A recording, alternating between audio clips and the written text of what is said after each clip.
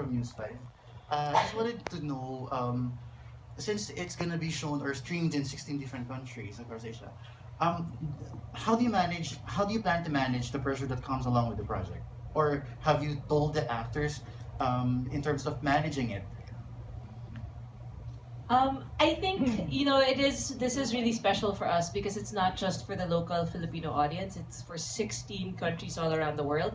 And I think what was really important for us was this project was Filipino American made, Filipino Americans made, inspired by the work that Korea has done. So there's a lot of global aspects in that. And I think for us, we wanted to make sure that our stories were universally relatable, even if they're Filipinos, even if the passion is for Korean dramas. We wanted to make sure that each person's problems or challenges are relatable globally, and that, but at the same time, we really wanted to include factors that felt very Filipino, so we could take pride in that. So as you watch the stories, their stories are very relatable globally, but then there are little factors here and there that make it very Filipino.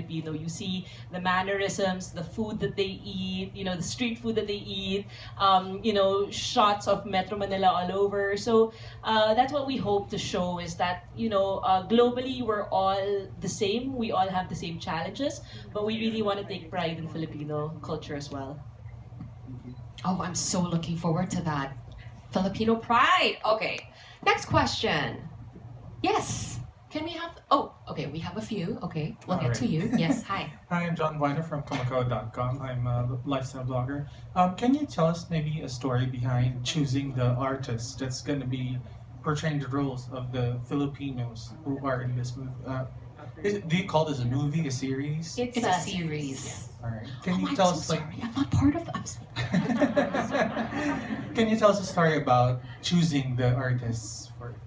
I think, when we started, Catherine, Tweet, Tara, and our other script development executive, Leah, we would all meet in our writer's Zoom, instead of writer's room, writer's Zoom. And then we all unanimously, all five of us, really wanted, the first actress we really wanted for this was Isa Calzado. We all love her. We all just think she's a phenomenal actress and she's loved by so much. So she was really our ideal actress. And so once we got her, we were like, we're in a really good good pace now, because if we have Isa, everyone else, we feel like she really sets the tone for everything. And then after that, it was really meeting and talking to different people, and we felt like, who would be the right person to play this role. And it just all worked out that the people that we cast were just brilliant and just perfect for the role that was made for them. We feel like it was made for them.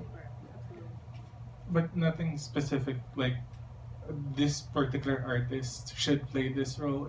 Is there like a wish list of some sort? There was definitely wish lists. I remember Isa was, she was the first one we cast. So Isa was like, who could be perfect for this role, for the Sheila role, is Isabel Daza. And so I was like, okay, we would take note of it.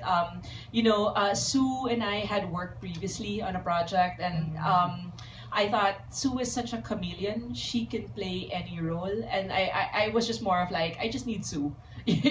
For whatever, I need Sue. And everybody came along.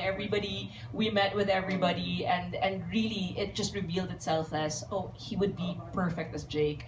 Gabby would be perfect as Frances. It really all just worked out beautifully that we were able to cast them. All right. Thank you very much. Thank you. Yeah, thank you. Next question. Can we have someone? Yeah. This lady in front, yes. Hi. Hi, I'm Trixie from PinoySoul.com. My question is for did I get the name? Karina with an O, right? So I know your experiences working with superhero stuff. So did you find any difficulty, or rather, are there any challenges with transitioning to this kind of material, which is more of a romantic comedy? I think one thing that K-Love has in common, at least with my experience with K-Love and my experience at Marvel, is that we really both, it's the fandom. right? What really fuels Marvel is the fandom behind it. What really fuels K-drama and K-love is the fandom. We're paying tribute to the fandom. And I think that I feel like K-love is really a love letter to K-drama fans, that we're doing a series about them. And so that's what, so I was really very, very familiar with how passionate fans can be. And so when I got Tweet and Tara, who were K-drama fans, I felt like, oh, they could do it justice. They can really talk about the fan experience, right? Because they are fans. Tweet, do you want to add anything to that? One of our earlier conversations with Colleen was really about the fans. Because when she called us, and well, actually, when my sister Tara said, "Hey, we have a meeting with somebody an executive producer who used to work in Marvel," I'm like, "What?" And then she said, "Who's now working for Viu? Are you kidding me?" So it's like it's the two. I mean, it's this two. Not you don't even. It's almost like a genre, right? Like Marvel has a genre of its own, and K-drama has a genre of its own. So it's like it's a separate genre altogether. It's like content that makes people obsessed, So that's the genre.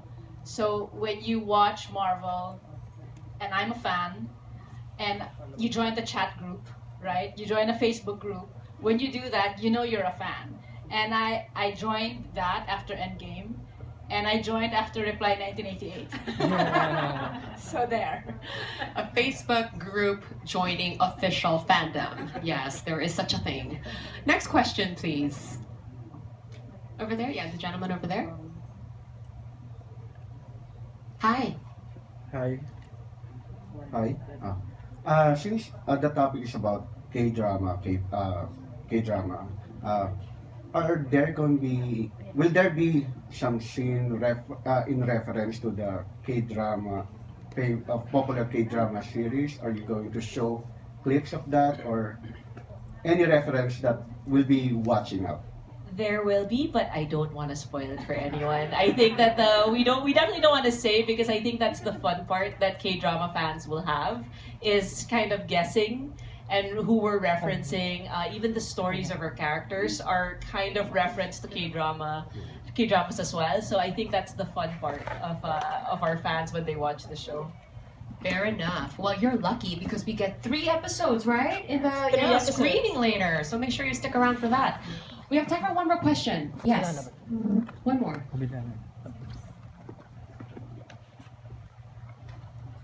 The lady with the pink hair. Smack in the center of the room, by the way.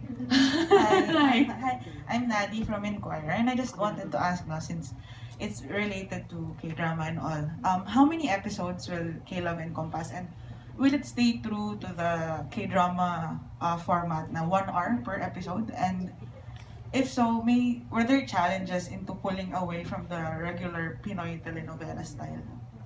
A lot of episodes. So we were just actually talking about this in the elevator. So K-Love is an homage, it's a love letter to K-drama and its fandom. But also there was also we wanted to stay true to being Filipino as well. So it was walking this line of, paying tribute to K-dramas, but then staying with our identity of we're Filipino, right? So we have to have our own touch with it. So it's 18 episodes. It's 30 minutes per episode. And then the challenge of staying kind of like what was the question? The true Filipino format, right? It's a lot of episodes. Yeah, I think for now what we wanted to stay true to the characters and the tribute to K-drama, and I think I think all 4 of us aren't ingrained in the in the local entertainment industry, so we all came with a kind of a different take on what we wanted to do for the series, and so that's why it feels a little different. I never want to say better. It just what I love about this show is that we're offering something different that people can watch as well. Thank you very much for that question. And before we get to our final question for our K crew, or shall we say crew spelled with a K, we have a very special message that is coming from our 7-time Emmy winner and K-Love director, Bobby Yan. He sent us a special message, so let's all watch this.